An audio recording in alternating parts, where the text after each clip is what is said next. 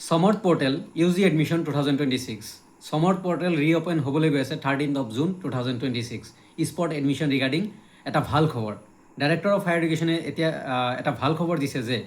তোমালোকৰ Samarth Portal reopen হ'বলৈ গৈ আছে আৰু স্পট এডমিশ্যন ৰিগাৰ্ডিং কেইটামান কথা কৈছে এই ভিডিঅ'ৰ থ্ৰুদি সেইখিনি কথা ডিছকাছ কৰিবলৈ লৈছোঁ যিবোৰ ষ্টুডেণ্টে ৰেজিষ্ট্ৰেশ্যন কৰিছিলা এণ্ড ৰেজিষ্ট্ৰেশ্যন কৰা নাই সকলোলৈ এই ভিডিঅ'টোত স্বাগতম ভালদৰে কথাখিনি শুনিবা যাতে তোমালোকে কথাখিনি বুজি পোৱা লাষ্টলৈকে কথাখিনি শুনিবা ডাইৰেক্টৰ অফ হায়াৰ এডুকেশ্যনে ডিফাৰেণ্ট কলেজ এণ্ড ইউনিভাৰ্চিটিক ইতিমধ্যে নটিফাই কৰিছে বা নটিফিকেশ্যন দিছে কলেজ ৱেবছাইটৰ থ্ৰুদি যে স্পট এডমিশ্যন ৰিগাৰ্ডিং কেইটামান কথা কৈছে ইয়াতে মেণ্ডেটৰী ৰেজিষ্ট্ৰেশ্যন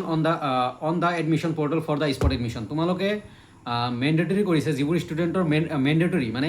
তোমালোকৰ যিবোৰ ষ্টুডেণ্টে স্পট এডমিশ্যনত ল'বা first merit list second merit লিষ্টত নাম নাই সিহঁতক মেণ্ডেটৰী কৈছে তোমালোকে স্পট এডমিশ্যনৰ কাৰণে আবেদন কৰিব লাগিব বা ৰেজিষ্ট্ৰেশ্যন কৰিব লাগিব বাট ইয়াতে কথা এটা আছে first applicant who have already register on the admission portal and process a valid registration number are not required to register again যিবোৰ ষ্টুডেণ্টে ইতিমধ্যে ৰেজিষ্টাৰ কৰিছা ফাৰ্ষ্ট অফ অল ৰেজিষ্টাৰ কৰিছা প্ৰগ্ৰাম ছিলেকশ্যন কৰিছা বা different college different major honours লৈছা সিহঁতৰ কৰিবলগীয়া একো নাই সিহঁতে এগেইন ৰেজিষ্ট্ৰেশ্যন কৰিব নালাগে কাৰ কাৰণে ৰেজিষ্ট্ৰেশ্যন কৰিব কৈছে মেণ্ডেটৰী যিবোৰ ষ্টুডেণ্টে ৰেজিষ্ট্ৰেশ্যন কৰা নাছিলে যিবোৰ ষ্টুডেণ্টে প্ৰগ্ৰাম ছিলেকশ্যন কৰা নাছিলে সিহঁতে এতিয়া 13th of June পৰা ৰেজিষ্ট্ৰেশ্যন কৰিব পাৰিব 13th of June 14th of June 17 তাৰিখলৈকে ৰেজিষ্ট্ৰেশ্যন কৰিব পাৰিব আৰু স্পট এডমিশ্যনত যাব পাৰিব চ' কাইলৈৰ পৰা অ'পেন হৈ আছে যিবোৰ ষ্টুডেণ্টে ৰেজিষ্ট্ৰেশ্যন কৰা নাছিলে চ' যিবোৰ ষ্টুডেণ্টে এতিয়া কথা আহিব যে আমি ৰেজিষ্ট্ৰেশ্যন কৰিছোঁ আমি প্ৰগ্ৰাম ছিলেকশ্যন কৰিছোঁ যিবোৰ ষ্টুডেণ্টে কৰিছে সিহঁতে কৰিব নালাগে ক্লিয়াৰ এণ্ড কাট কথা ইয়াতে লিখি দিছে এই নম্বৰ মই শ্বেয়াৰ কৰি দিম পষ্টত তোমালোকে পাই যাবা এই নম্বৰ যিবোৰ ষ্টুডেণ্ট অলৰেডি ৰেজিষ্টাৰ আছে সিহঁতে কৰিব নালাগে যিবোৰ ষ্টুডেণ্টে ৰেজিষ্টাৰ কৰা নাই সিহঁতৰ বাবে ৰেজিষ্ট্ৰেশ্যন মানে Samarth Portal অ'পেন কৰিব আৰু যিবোৰ ষ্টুডেণ্টে ৰেজিষ্ট্ৰেশ্যন কৰা নাই সিহঁতে ৰেজিষ্ট্ৰেশ্যন কৰিব পাৰিব ৰেজিষ্ট্ৰেশ্যন কৰাৰ পিছত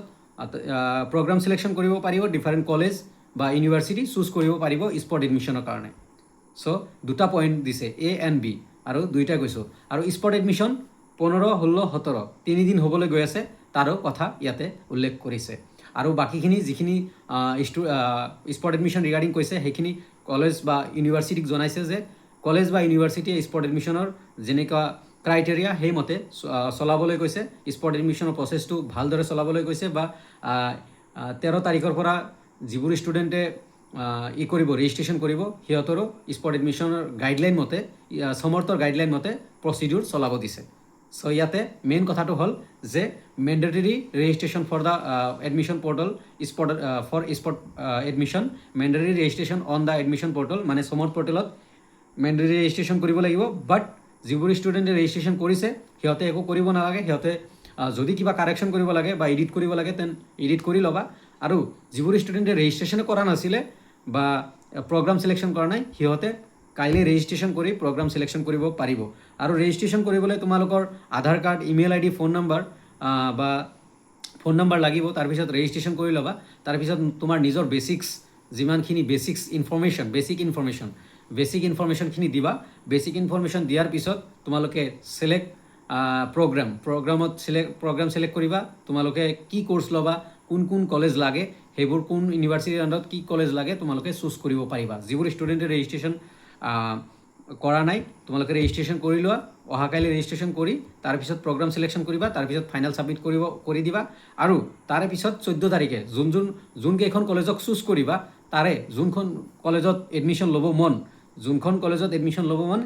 সেইখন কলেজত যাব পাৰিবা চ' এইখিনি আছিল information regarding spot admission regarding notification regarding information ষ্টুডেণ্টক দিবলৈ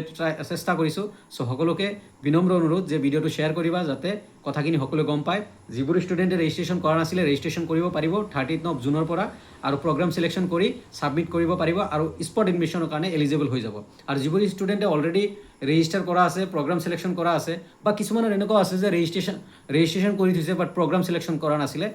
মোৰ বহুত কমেণ্ট আহিছে সিহঁতকো কৈছোঁ তোমালোকে প্ৰগ্ৰাম ছিলেকশ্যন কৰি ছাবমিট কৰি তোমালোকে স্পট এডমিশ্যনত যাব পাৰিবা স্পট এডমিশ্যনৰ কাৰণে বা এডমিশ্যনৰ বাবে চ' থেংক ইউ এভৰিৱান ভিডিঅ'টো চোৱাৰ কাৰণে প্লিজ ভিডিঅ'টো পাৰিলে লাইক আৰু শ্বেয়াৰ কৰিবা যাতে সকলোৱে কথাখিনি গম পায় ধন্যবাদ